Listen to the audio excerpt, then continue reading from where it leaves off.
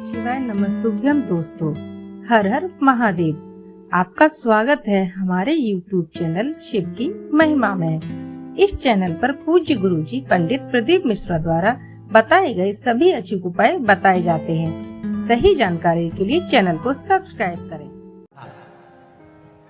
शिव महापुराण की कथा कहती है, जब आप मेरे ओघड़दानी, मेरे त्रिकालदर्शी, मेरे कैलाशी, मेरे अविनाशी, मेरे शिव को याद करते हो तो एक ना एक दिन मेरा महादेव भी आपके सामने आकर खड़ा हो ही जाता है।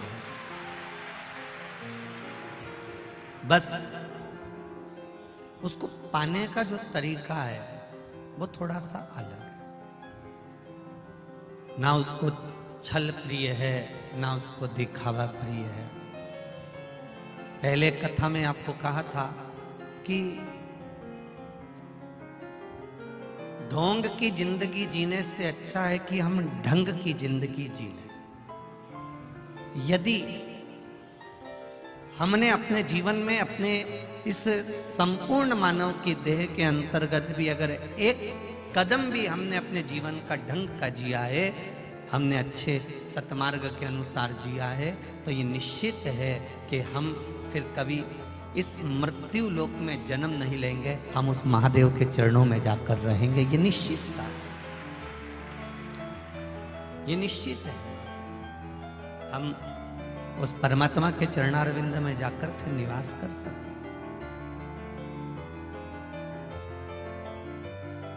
लाखों की संख्या में आपका आना, यहां पहुंचना,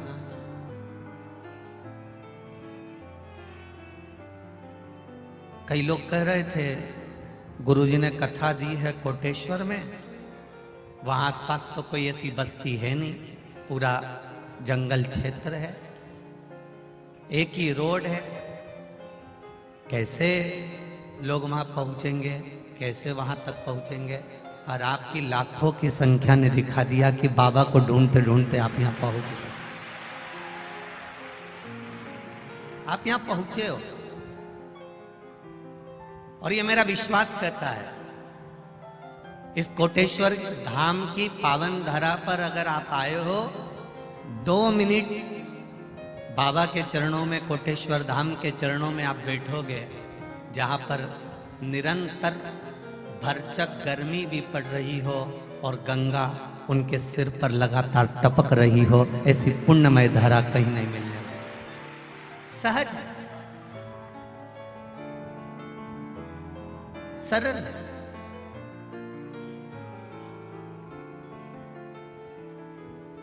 ये शिव महापुराण की कथा केवल कथा नहीं है, ये हमारे तीर्थों का उत्थान करना भी जानती है, हमारे तीर्थों का विकास करना भी जानती है, हमारे तीर्थों पर कहीं ना कहीं किसी न किसी रूप में हमें पहुंचाना भी जानती है।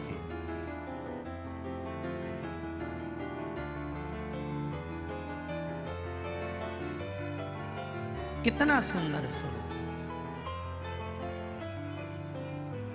अभी हम शिव मंदिर में गए, शिवालय में, तो वहाँ पर कार्यकर्ता और पंडित जी आदि कह रहे थे, गुरुजी एक तो ये गंगा के रूप में यहाँ कोटेश्वर में बाबा का दर्शन होता है, लगातार पानी गिरता रहता है, और एक सर्प के रूप में दर्शन होता है। और बहुत दिनों के बाद यहाँ कल से एक सर्प आकर बैठा हुआ है, और उसका दर्शन ही हमको लगता है कि महादेव का दर्शन। ये शिव तत्व है।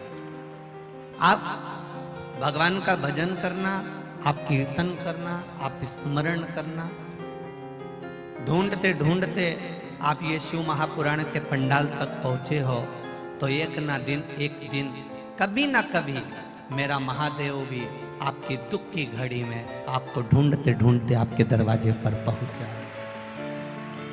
बस विश्वास, भरोसा और उस भरोसे की दृढ़ता आपके भीतर होना चाहिए। हम शिव जी को जल चढ़ा रहे हैं, पर जल चढ़ाने में भी कहीं हम अपना जल चढ़ाते चढ़ाते किसी को दिखा तो नहीं रहे हैं, किसी को ये तो नहीं बताना चाहते कि मैंने शिव जी पर इतना जल चढ़ाया, मैंने इतना दही चढ़ाया, मैंने इतना दूध चढ़ाया, मैंने इतना अभिषेक किया, मैंने इतने बेलपत्र चढ़ाए। शिव महापुराण की कथा यहाँ तक कहती है, आप अगर 1.25 लाख बेलपत्र शंकर को समर्पित कर रहे हो, आप 1.25 लाख कमल के पुष्प शंकर जी को समर्पित कर रहे हो, तो शिव महापुराण की कथा कहती है कि एक शंकर जी पे चढ़ा हुआ बेलपत्र ही उठाकर धोकर अगर आपने शंकर जी को चढ़ा दिया तो वो 1.25 लाख बेलपत्र के बराबर हो जाता है।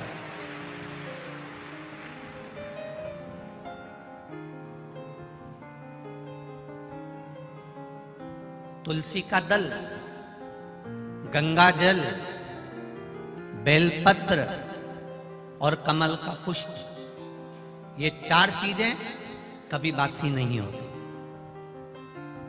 गंगा का जल अगर आपका 2 साल, 5 साल, 10 साल, 15 साल, 20 साल पुराना भी रखा है तो वो बासी नहीं होता। कमल का पुष्प भगवान शिव को समर्पित करने के बाद 5 दिन तक बासी नहीं होता। बेलपत्री, एक बेलपत्री देवरिदेव महादेव पर चढ़ी हुई है, उसको धोकर चढ़ाते रहें, वो कभी बासी नहीं होती। और तुलसी का दल कभी बासी नहीं होता, ये बासी है ही नहीं।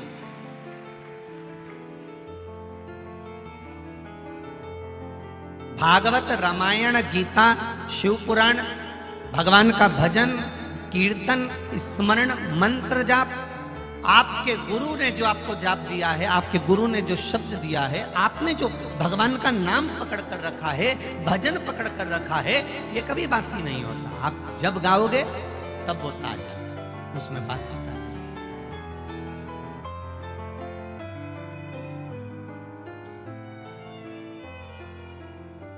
एक अखबार को अगर 5 बार पढ़ लोगे ना, एक अखबार को अगर 10 बार पढ़ लोगे तो बोर हो जाओगे। एक किताब को अगर 5-10 बार पढ़ लिया तो बोर हो जाओगे।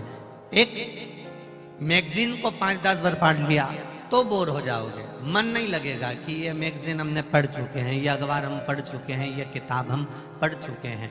पर एक शिव महापुराण को आप हजारों वर्षों से श्रवण करते करते आ रहे हो, भागवत जी को 5200 वर्ष से सुनते हुए आ रहे हो, रामचरितमानस को जीवन आप लोगों का निकल गया, सुनते सुनते दादा परदादा अपनी जिंदगी निकाल लिए, पर आज तक उसको पढ़ते पढ़ते, आज तक उसको सुनते सुनते ये कभी ऐसा मन में भाव उत्पन्न नहीं हुआ कि अब मेरा सुनने का मन नहीं करता, अब मेरा पढ़ने का मन नहीं करता। इसको जितना सुनो, जितना पढ़ो, जितना धारण करो, ये उतना उभर कर हमारे सामने आता है। जैसे कोटेश्वर की कथा में पंचपुष्प शिव महापुराण की कथा है। आज पूरा विश्व इस 5 दिन की कथा में भगवान शंकर को चढ़ने वाले 5 पुष्प को जानने के लिए बैठा, पूरा विश्व बैठा।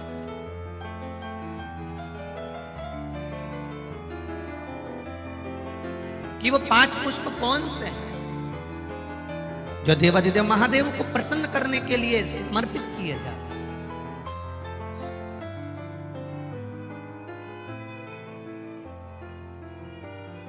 और पुष्प की भी मूलता वो है, कितना विचित्र है हमारा शास्त्र। वायु पुराण कहता है, जब आपका स्नान नहीं हुआ, आप बगीचे में गए हो, आज्ञा लेकर किसी के वृक्ष से पुष्प ले रहे हो, किसी टाली से पुष्प ले रहे हो, तो उसके मालिक से आपने पूछकर उस पुष्प को आपने तोड़ लिया, भगवान को समर्पित कर दिया। और यदि वही पुष्प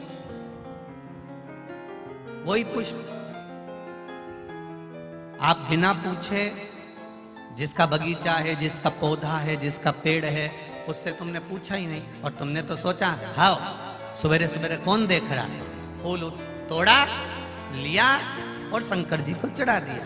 तो शिव महापुराण की कथा कहती है ये पुण्यता का कार्य नहीं है, यह पाप कर्म की शुरुआत हो जाती है, इसमें सुख का अनुभव नहीं।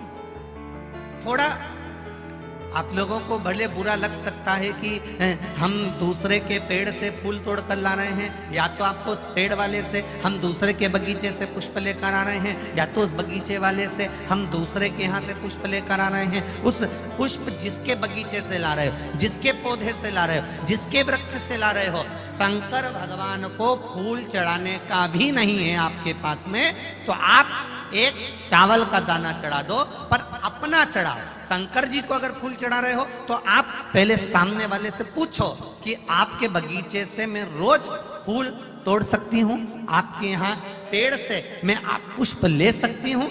अगर वो कह दे हाँ हमारे यहाँ तो लगे ही रहते हैं, तुम्हारा मन करा करे तोड़ लिया करो, तुम्हारा मन करे उतार लिया करो और भगवान को चढ़ा दिया करो, तो वो पुष्प जब आप शिव जी को चढ़ाओगे तो आपको जीवन में एक आनंद की अनुभूति होगी और आपके कार्य सफल होना प्रारंभ हो जाएंगे अपने आप।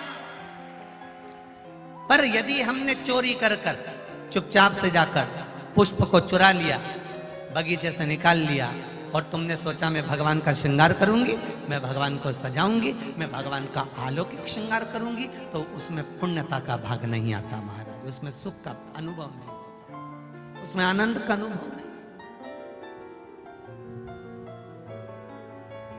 मैंने तेरे ही भरोसे बाबा, तेरे ही भरोसे हवा बिच उड़ती जावांगी, बाबा डोर हटो छठीला में कटी जावांगी, भोले मैं तेरी पतंग, शंभो मैं तेरी पतंग, हवा बिच उड़ती जावांगी, बाबा डोर हथो छठीला में कटी जावांगी। हमने शिव को आपको हमारी वीडियोस पसंद आए तो चैनल को सब्सक्राइब करें और वीडियोस को लाइक एंड शेयर करें। Thanks for watching.